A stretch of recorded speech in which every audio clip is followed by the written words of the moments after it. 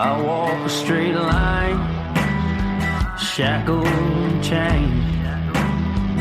Oh, gruesome Gertie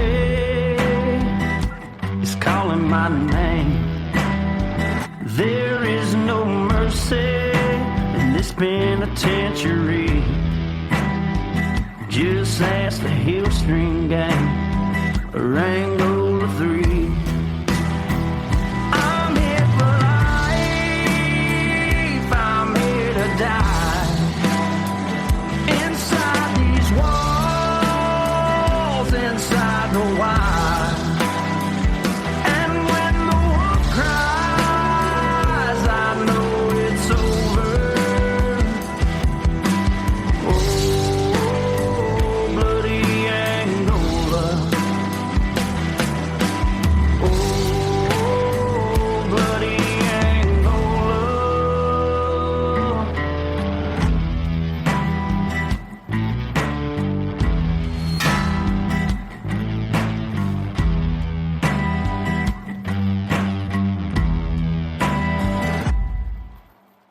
Hey everyone, and welcome back to Bloody Angola. Podcast. 142 years in the making. Complete story of America's bloodiest prison. And I'm Jim Chapman. Woody Everton. All right, and we're going to talk today about some current news with Louisiana State Penitentiary at Angola. And, you know, it's hot out there. It's not only hot for free people, but it's also hot for prisoners. Yeah, you ever see that? We call it, what they call it, monkey twisters or something like that. When you look out over a field and you see the shimmering of the heat. Oh, yeah. They call it monkey somewhere and others, but that's how hot it is right now. Yeah. And you look out over just a agriculture field and you'll see these wisps, shimmers of heat coming off the field. Yep. And so the inmates don't like it any more than society does, I guess, or those that are free in society. And so a little while back, they filed a lawsuit against the state of Louisiana and the prison system protesting these work conditions. And I'm going to read you a quick article that these prisoners about this particular lawsuit. It says, for decades, Angola has forced prisoners to work in fields in extreme heat. Today, they urged a federal judge to halt that practice. Prisoners filed an emergency motion about working in the summer heat as part of a proposed class action lawsuit to end the farm line, which is forced agricultural labor at the prison for little or no pay. On June 18th of 2024, lawyers representing people locked up at Louisiana State Penitentiary urged a federal judge to halt operations at any time the heat index rises above 88 degrees. Yeah, that's middle of December around here. Beginning as early as this month, temperatures on the farm line are expected to routinely reach or exceed safe levels, creating a serious risk of injury or death to even the healthiest of individuals and even a greater risk to those with underlying health conditions. On Tuesday, U.S. District Judge Brian Jackson heard oral arguments from lawyers from the Department of Corrections and Promise of Justice Initiative, who is representing the Angola inmates. When prisoners are forced to work on the farm line, they are rarely given breaks of drinking water and lack necessary equipment, the lawyer said. Also, many incarcerated people have medical conditions that make them vulnerable to heat-related illnesses, but they are not exempt from work or even on the hottest days.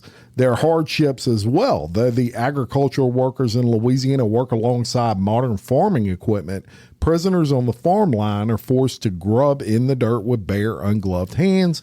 When drinking water is provided, and often it's not, it's dirty and full of insects. The men drink it just to stay hydrated and avoid passing out. Now, that's according to that initiative. Lawyers for the Department of Corrections countered with a very different picture of the farm line, claiming that clean water and Gatorade were readily available, and when the heat index was over 88 degrees, prisoners are forced to take a break every half hour. That didn't jibe with what lawyer Linda Wright heard from her clients. Gatorade has never been available, she said. DOC attorneys also warned that halting the farm line during the hot days would deprive thousands of prisoners of fresh vegetables harvested in the fields and used in the prison kitchens.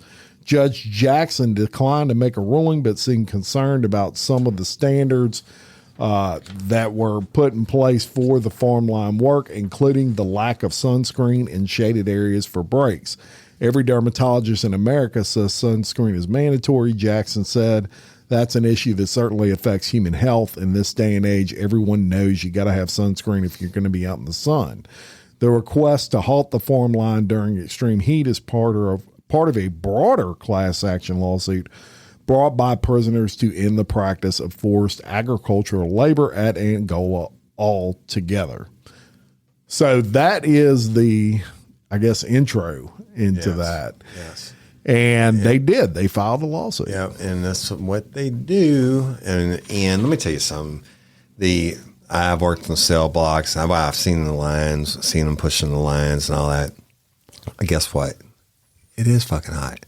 Sure. And they have the monkey shimmers or whatever going across the field. But you know what? You're sentenced to life for however many years at hard labor. And then I don't know how hard it is to hoe all day long. I imagine it sucks. But you know what? Sometimes it's going to be hot. Sometimes it's going to be cold. Yeah. Yeah. The next time they're going to be filing a lawsuit saying it's too cold when it gets below 40 degrees. I don't know, man. I can tell you this: on cell blocks, we used to have to bring them in iced water, but it never had bugs and shit in it. I mean, well, we're going to get into the actual lawsuit. We're going to go over the highlights for you, and then we're going to tell you about these three guys that actually filed this initial lawsuit. Now, their names are Myron Smith, Demarius Jackson, Nate Walker, four guys rather, and Darius Williams. And the voice of the experienced, which is a membership made up of actual inmates, is who filed the lawsuit. Right. Anytime you file a lawsuit, you're going to sue all the powers that be. And in this one, they're suing James LeBlanc, who is the head of the Department of Corrections, or they call it the secretary, but that means the president. Timothy Hooper, who is the warden for Louisiana State Penitentiary. Missy Stagg, in her official capacity as director of prison enterprises. And y'all, prison enterprises is where they ship all the vegetables and the milk and all that. They named the company, anything they grow. And they ship it to other prisons. So it's a huge savings for the state of Louisiana. They also are suing the Louisiana Department of Public Safety and Corrections and Prison Enterprises, Inc. So now this action challenges the unconstitutional, I'm actually reading from the lawsuit, y'all. This action challenges the unconstitutional and gratuitously harsh conditions of forced agricultural labor at the Louisiana State Penitentiary in Tunica, Louisiana. Built on the grounds of a former slave plantation, the penitentiary was and remains known as Angola, reportedly because the best enslaved people came from that African country. And today, Angola is an 18,000-acre penal plantation. Yeah, and it's important to mention that this is obviously according to the voice of the experienced and these defendants. We don't necessarily agree with what's being said here. It's important to preface it with that. But every day in the state of Louisiana, they subject incarcerated men to cruel, inhumane, and degraded forced labor at Angola. Often overseen by armed guards, these individuals, most of whom are black, must walk or ride in the fields, sometimes carrying hoes and shovels, to dig ditches and pick plantation crops on the so-called farm line. Some are paid 2 cents an hour for their labor. Many are paid nothing at all. They are forced to work in extreme weather conditions without basic safety gear or modern agricultural equipment, even though the state has that equipment, under threat of serious harm if their work is unsatisfactory. This labor serves no legitimate penological or institutional purpose, and it's purely punitive, designed to break incarcerated men and ensure their submission. But real quick on that, your first 10 years in Angola, you work in the farmland. Yeah. And then you don't get to be a trustee anywhere. So, but continuing, the farmland is particularly and obviously dangerous during the summer months when the heat index in the Angola fields regularly reaches into the danger and extreme danger zones. The Louisiana Department of Health has warned that heat exposure is intensifying as the frequency, severity, and the duration of extreme heat events increases due to climate change. These changes are particularly concerning in Louisiana, which experienced some of the highest average summer temperatures in the nation. The combination of these intolerable and obviously dangerous conditions subject punitive class members to the substantial risk of serious psychological and physical harm, including life-threatening heat-related disorders due to their prolonged exposure to extremely dangerous heat indexes. These health risks are particularly acute for individuals with disabilities who should be excused from manual agricultural labor, but are not. People with certain chronic health conditions or who are taking certain medications have a decreased ability to regulate their body temperatures. These men are still forced to work the farmland. Notwithstanding their increased risk of illness or injury, they suffer severe injuries, unnecessary pain, loss of function, and psychological distress because of the state's failure to accommodate their disabilities and deliberate indifference to their serious medical needs. Mm-hmm. And for incarcerated men who were not duly convicted by unanimous juries, these conditions of compulsory labor also violate the 13th Amendment's prohibition of involuntary servitude. So what they're doing there is they're setting the stage, right, for what they're going to use as their argument. And it says the Associated Plaintiff, voice of the experienced, which is VOTE is the acronym for that, and its members, including plaintiffs Myron Smith, Demarius Jackson, Nate Walker, and Darius Williams, on behalf of themselves and all others similarly situated, bring this action to remedy the defendants of the farmland in violation of their Eighth Amendment right to be free of cruel and unusual punishment. So they're setting the Eighth Amendment as an argument as well as the 13th Amendment. So the lawsuit goes on and it tells you a little bit about the voice of the experienced, which is VOTE. And it just basically says it's a grassroots nonprofit organization comprised of current and former incarcerated people. So that's important to note, including approximately 150 men who are currently incarcerated at Angola. The organization was established in 1987 by several men who were then incarcerated at Angola, including the executive director, a guy by the name of Norris Henderson. VOTE's work then and now is to seek, secure, and protect and advocate for the civil, constitutional, and human rights of its members, and it's dedicated to restoring full human and civil rights of those impacted by the criminal justice system.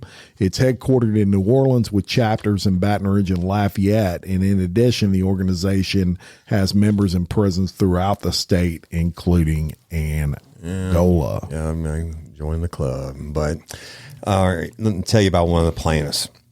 And, four of them on behalf of 150. That's just standard. Everybody can't get on this lawsuit, right?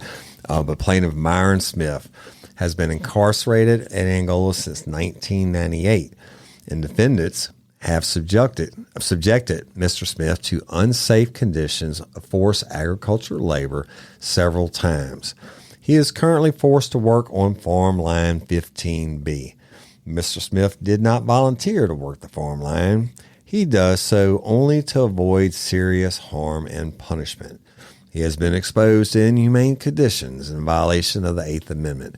Mr. Smith is a representative of the class. Now, Myron was very popular in Angola for winning the Guts and Glory competition and the rodeo we told y'all about, is where they snatched the chip off the bull's head when they let him out. Yep. So, but I mean, if you're going to file this, you're going to get people that more publicly known, I would guess. And I do want to say that it's kind of important to note that he's in pretty good shape. Yeah. You know, you wanted guts and glory. Yeah. And so we're gonna let you know what these guys, because look, for me, looking at this on the outside, number one, I want to know what you did to get in there. Yeah. Let me see if I feel like you deserve to be out in that field. So we're going to talk about their crimes after we go through the lawsuit, but for now we will just not say anything. Yeah. So plaintiff Demarius Jackson, he's been incarcerated at Angola since 2002. He is a person with a disability. Specifically, he has high blood pressure, which significantly impairs his ability to regulate temperature, basically, and subjects him to increased risk of severe harm in the heat and humidity of Angola. Mr. Jackson is currently forced to work on Farm Line 25. That work exceeds his strength and physical ability, causing him unnecessary pain and suffering, and has significantly worsened his medically serious pathological condition. Mr. Jackson has requested reasonable accommodations for his disability and is being denied those accommodations. He is also exposed to inhumane conditions in violation of the Eighth Amendment, and he obviously represents the class and the disability subclass of the lawsuit. There you go. And that's number 2. Now I'm going to tell you about plaintiff Nate Walker. Has been incarcerated in Angola since 2009. He is a person with a disability, and Mr. Walker suffers from high blood pressure, glaucoma, thyroid cancer, and depression. He also has a family history of sickle cell anemia.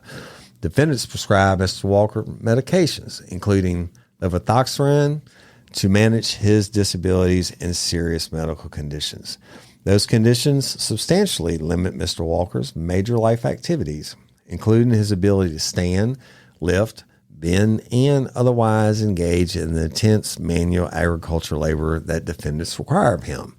That work exceeds Mr. Walker's strength and physical abilities, causes him unnecessary pain and suffering, and has significantly worsened his medically serious pathological conditions. Mr. Walker has requested reasonable accommodations for his disabilities and is being denied those accommodations. He is also exposed to inhumane conditions in violation of the Eighth Amendment, and Mr. Walker is a representative of the class and the disability subclass.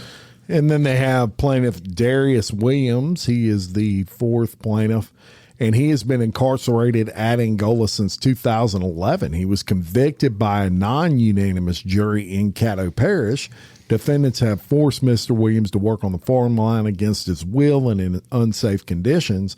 And when Mr. Williams protested the dangerous and unsafe conditions of forced labor on the farm line, the defendants subjected him to lockdown or disciplinary confinement. He has been exposed to inhumane conditions in violation of the Eighth Amendment, and Mr. Williams is a representative of the class and the non-unanimous jury subclass. All right, so there you have your plaintiffs, right? But they're representing all these 150, or however many it is. I'm sure it's probably more than that now. But each one of them represents a different allegation in the suit, whether it's just medical or where it's, whatever, you heard it, right?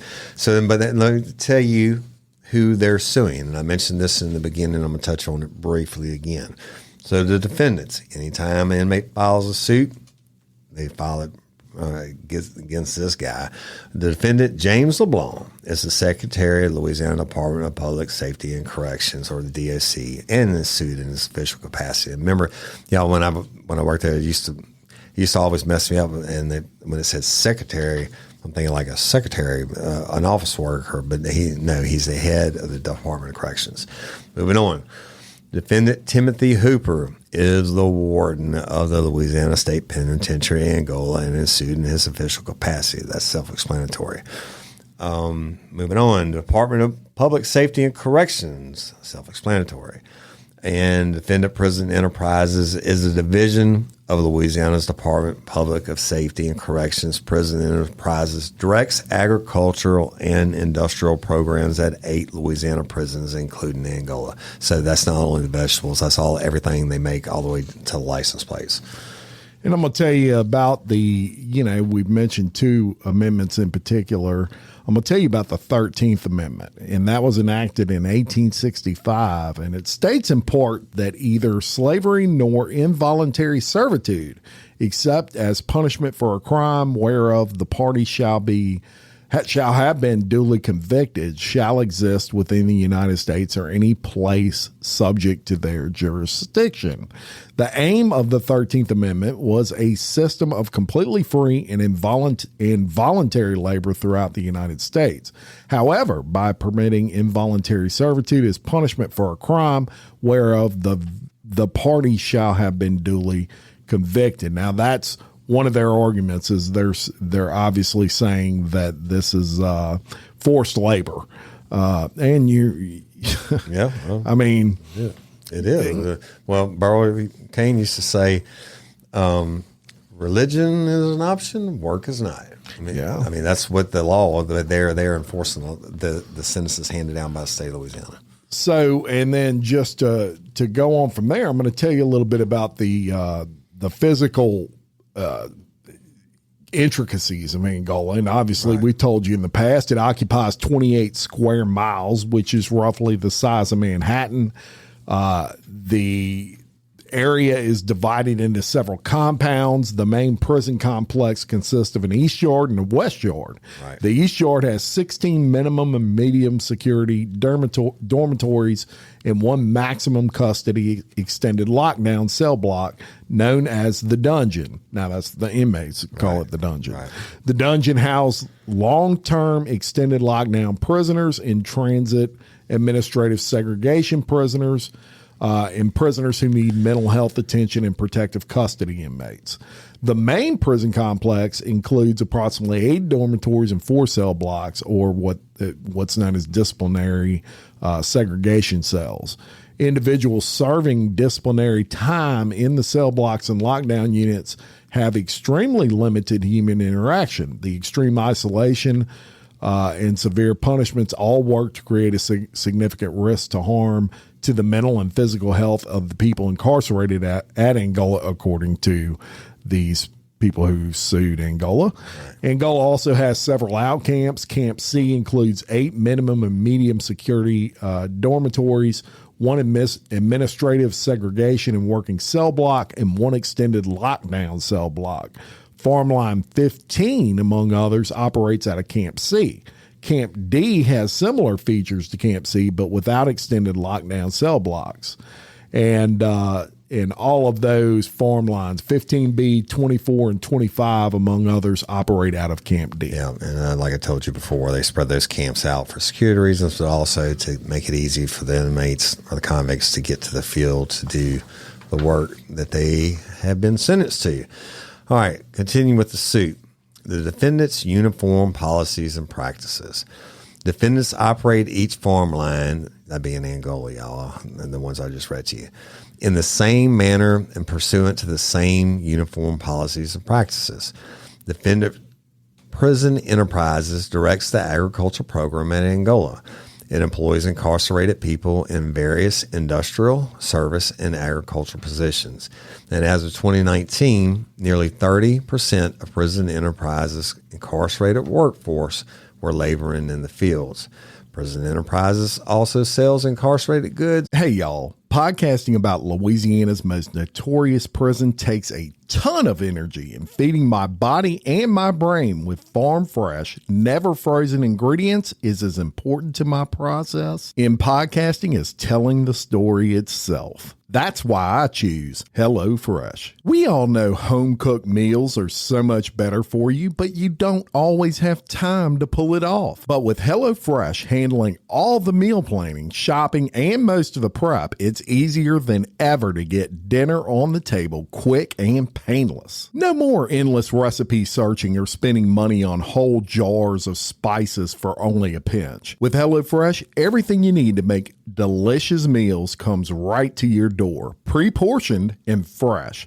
Plus, the included step-by-step recipe cards make cooking simple. I love opening that box and everything I need is right there inside. I eat healthier, save time, and actually enjoy cooking dinner because HelloFresh makes it so easy. I tried out the bruschetta chicken last week and was blown away by the taste. I mean, flavor-filled. You gotta try it. For free breakfast for life, go to HelloFresh.com/Free Bloody Angola. One free breakfast item per box while subscription is active. That's free breakfast for life just by going to HelloFresh.com/Free Bloody Angola. HelloFresh is America's #1 meal kit. In labor to state, parish, and local government and nonprofit organizations. It operates like a business, though it must also follow all the guidelines set forth by regulatory agencies, including the Office of State Procurement. In 2021 and 2022, incarcerated men forced to work under the direction of prison enterprises planted, grew, and harvested nearly 3,000 acres of wheat, corn, soybeans, cotton, and grain and sorghum at Angola. Prison enterprises used some of those crops to feed its livestock and flight birds, but most were sold on the open market. By policy and practice, nearly every person who is transferred to Angola is assigned to the farm line at some point. After working in the field and remaining without a disciplinary write-up for 90 days, an incarcerated person can request a job change through his unit classification officer. People who apply for a job change are routinely rejected, despite having perfect disciplinary records. Even after reassignment, a person who receives a disciplinary write-up may be sent back to the farm line as punishment. People have been transferred to the farm line by disciplinary board and by individual prison administrators for disciplinary infractions. And plaintiffs are forced to hoe, dig, and weed for hours, sometimes without access to clean drinking water. Breaks are uncommon. Shade and sanitary toilet facilities are nearly unheard of. Despite the availability of modern agriculture machinery, plaintiffs and class members are forced to pick plantation crops by hand or use outdated tools without training or standard protective gear. As described below, this work is particularly dangerous in the extreme heat and humidity of Louisiana's summers. People incarcerated in Angola must work at least 3 years before they are eligible for compensation, also called incentive pay. Then and after 3 years of labor, they may be paid 2 cents an hour for their work, no matter their position, for at least 6 months. Now, Louisiana has among the lowest incentive pay rates for incarcerated people working in correctional industries. Prison Enterprises pays all incentive wages in the state prisons. Prison Enterprises could pay higher rates if it chose to. Now, Defendant LeBlanc could also set higher wages. And some incarcerated people can opt for good time credits to reduce the length of their sentences, 2 days for every day worked, instead of receiving incentive pay. Others work in exchange for basic necessities like extra food. Incarcerated people are left with even less earned income because the state charges exorbitant rates for necessities like food, hygiene products, warm clothing, medications, and medical care. Angola's canteen or store is the only improved method for incarcerated people to purchase goods from outside on a daily basis. Well, what do you want them to do? Build up Right. Starbucks? I mean, what the hell? Prison Enterprises buys canteen items in bulks and then marks the items up by approximately 20% and resells them to correctional facilities. Then the correctional facilities charge another 33.3% markup on those items. From 2021 to 2022, Prison Enterprises conducted more than $30 million in industry, agriculture, and retail sales combined. Nearly 35% of that sum, more than $10.5 million, was from sales to canteens that the incarcerated people and their families depend on. Defendants, and then they get in, y'all, to the administration of the farm line and how there's psychological risk to these inmates. And it says defendants threaten incarcerated people with serious harm, including confinement to the dungeon to prevent them from challenging the unsafe nature of their field work assignments. Pursuant to Angola's disciplinary matrix, failure to perform compulsory work with reasonable speed and efficiency could result in 5 days of disciplinary detention, forfeiture of 15 days of good time, 2 weeks confinement, and or inability to earn incentive wages for 3 months. In practice, failing to perform work with compulsory speed and efficiency encompasses a wide range of benign behavior. Basically, what that means, y'all, if you're not keeping up with the line when you're in the field, they swing you to the hole, or they call it the dungeon. Yeah. So, and we told you about some of these foremen to tell you more. Aggravated work offenses include refusing to work, bucking up, asking to go to segregation rather than work, disobeying repeated instructions as to how to perform work assignments, even if the instructions make a person unsafe, and falling far short of fulfilling reasonable work quotas. Now, disciplinary infractions can also result in placement in disciplinary or solitary confinement for 30 days for the first offense and 180 days for a third offense. Individuals in disciplinary confinement are deprived of their personal property and contact with others. They are allowed out of their cells for only 1 hour daily to shower or exercise in a small kennel-like enclosure. Defendants have imposed indefinite segregation in response to nonviolent and minor rule violations, including failure to complete a job assignment. The risk of noncompliance include losing crucial connections with friends and family, losing access to essential food, privileges, recreation, and freedom of movement. Those who refuse to work also typically lose privileges, including access to personal telephone calls, family visitation, and access to the canteen to buy food, clothing, hygiene products, and other necessities. These conditions are dehumanizing, authoritarian, and punitive. This ensures that Angola is not only a painful place in which to live, but that the administration of its agricultural program is inherently coercive. Now, solitary confinement and disciplinary segregation subject every class member to a significant risk of serious harm. That harm includes psychological and physical damage that can be proved long-lasting and even fatal. And then they get into the pointless labor in their mind of these tasks. And it says at Angola, many daily tasks assigned to incarcerated men on the farm line are designed to enforce powerlessness. For example, plaintiff and class members have been forced to dig holes and then refill them.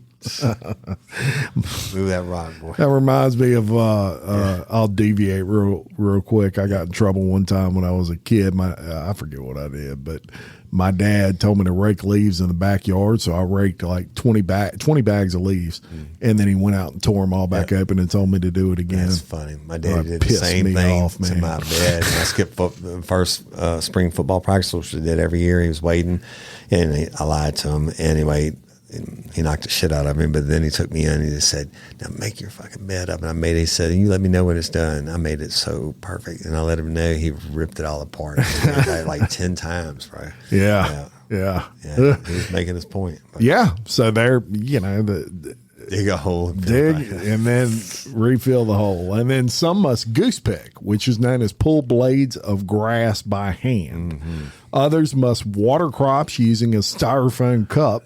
This definitely is pointless labor. And it is humiliating and degrading. It is arbitrary and traumatic, an exercise of power. The farm line systematically treats plaintiffs and class members as deserving of little, if any, dignity. The farm line is not calculated to lead to gainful future employment, as the state has projected agriculture to have a decrease in future employment, and Prison Enterprises actually loses money because of its inefficient and outdated work methods, intentionally pointless labor, and reluctant to reclassify incarcerated individuals to jobs that offer more valuable work skills. Every person incarcerated in Angola, including plaintiffs and class members, is at substantial risk of substantial harm due to their extensive and continued exposure to high temperatures and heat indexes during the summer months in Louisiana. This is especially true for people with medical or mental health conditions that make them more susceptible to heat-related injuries, or who are taking certain medications that adversely affect their body's their body's ability to regulate temperature. Yep. I get it. Continuing the extreme heat and humidity in Angola's fields. The science is clear that prolonged exposure to high heat places people, even younger and healthier people, at serious risk of death or permanent physical injury.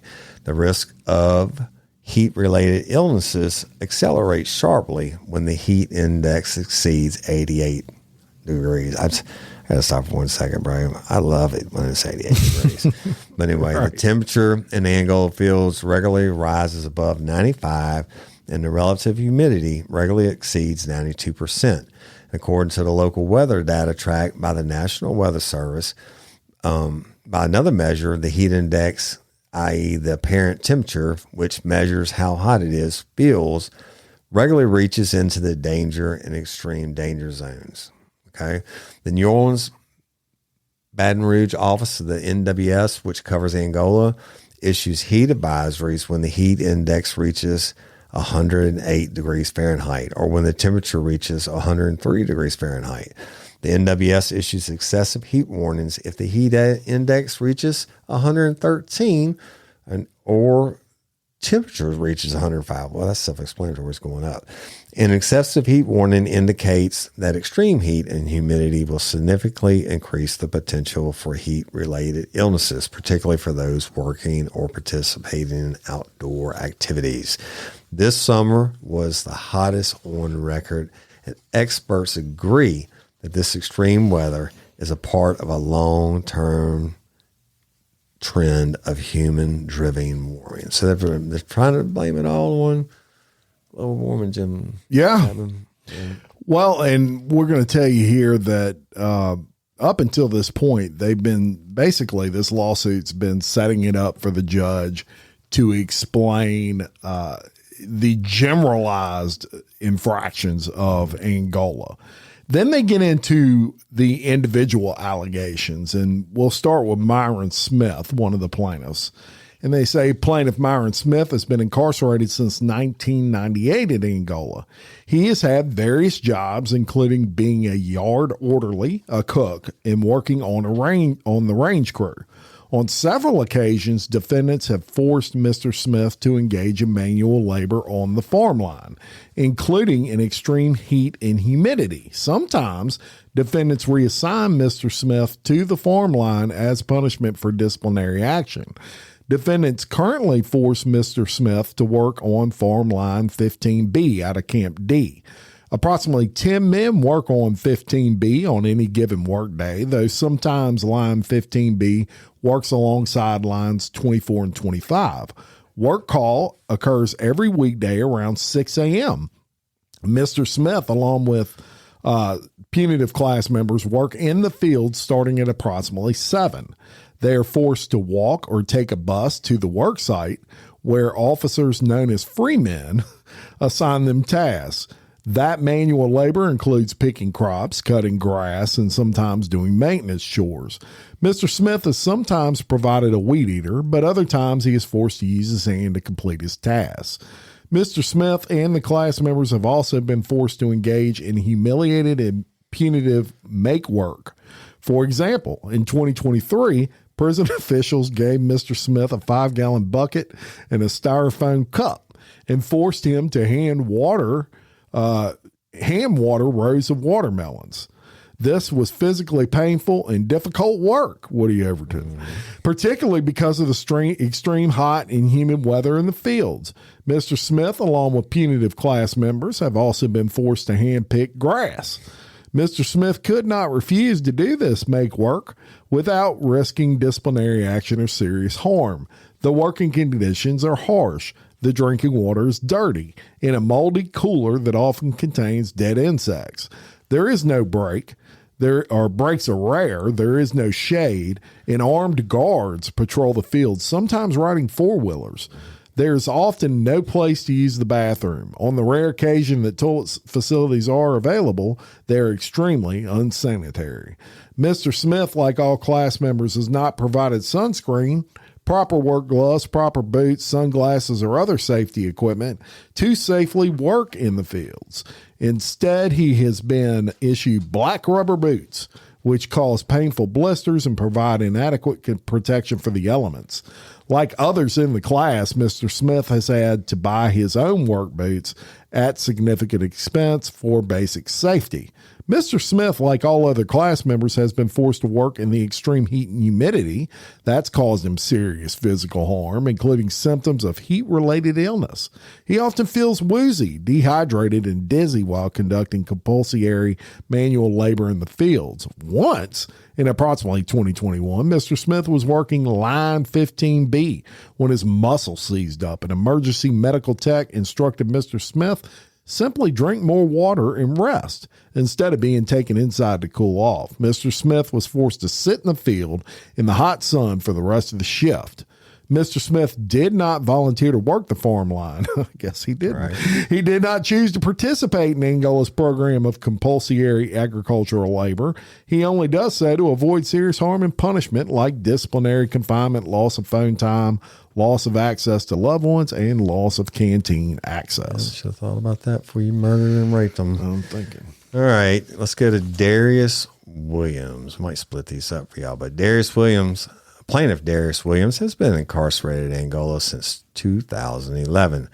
Like all members of the NUJ subclass, Mr. Williams was convicted by a non-unanimous jury. And you know what they're trying to do on that, just like the Ryan Sharp thing. Yep. But on several occasions, defendants have forced Mr. Williams to engage in manual labor on the farm line, including in extreme heat and humidity. Defendants have also reassigned Mr. Williams to the farm line as punishment for alleged disciplinary infractions.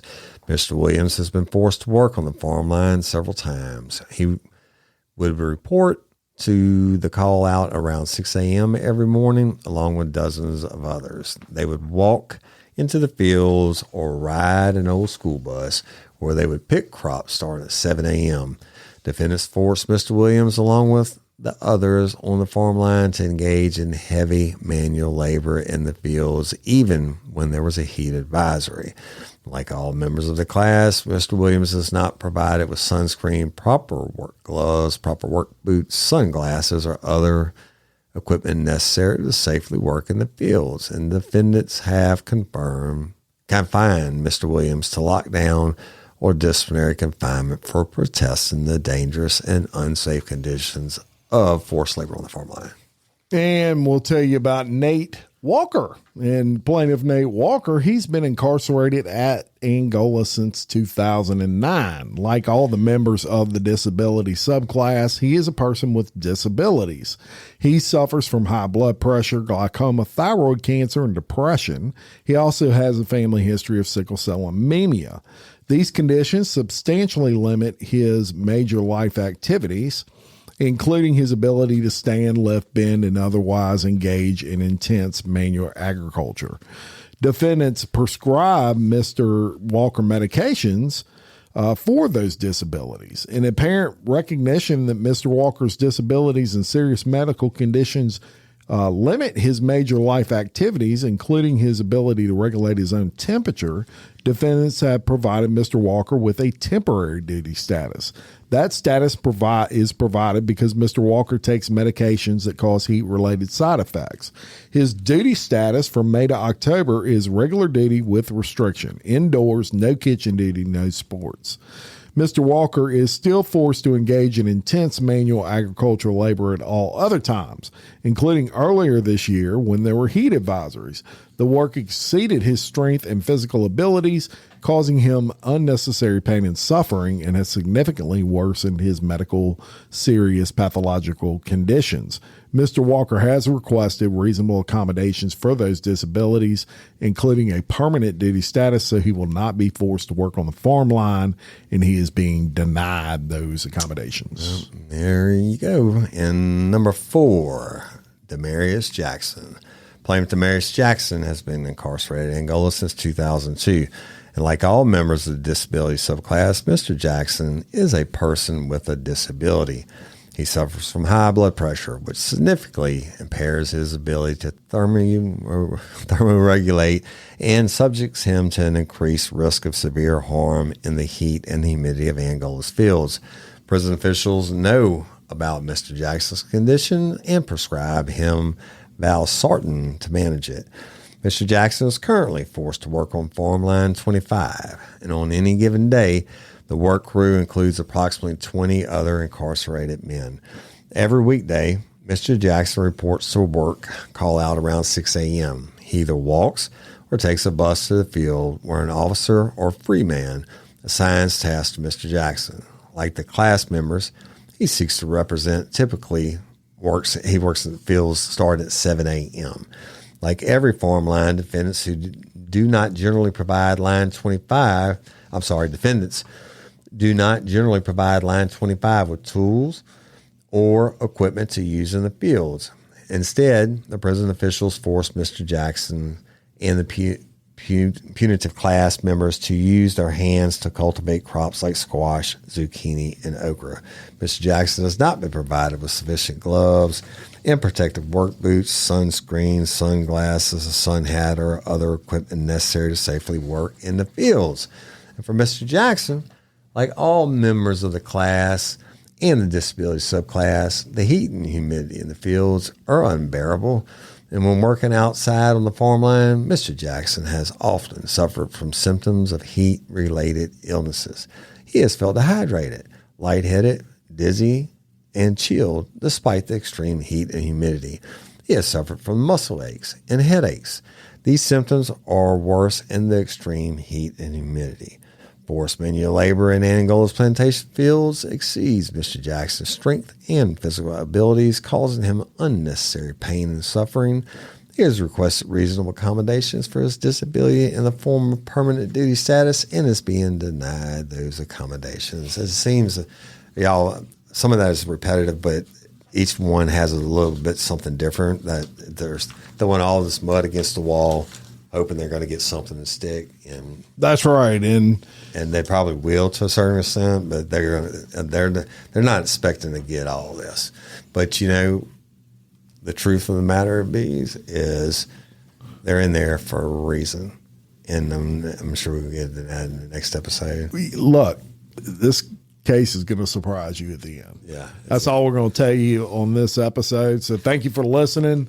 Follow us on social media. Yep. Thank you to all the Patreon members. Absolutely. Couldn't do it without you. Love y'all. Thank you for tuning in and liking and listening and sharing. We really, really, really appreciate it. Stay tuned. Well worth listening to. 100%. Right. And until next time, I'm Jim Chapman. And I'm Woody Everton. We are your host of Bloody Angola, a podcast 142 years in the making. Complete story of America's bloodiest prison. Peace.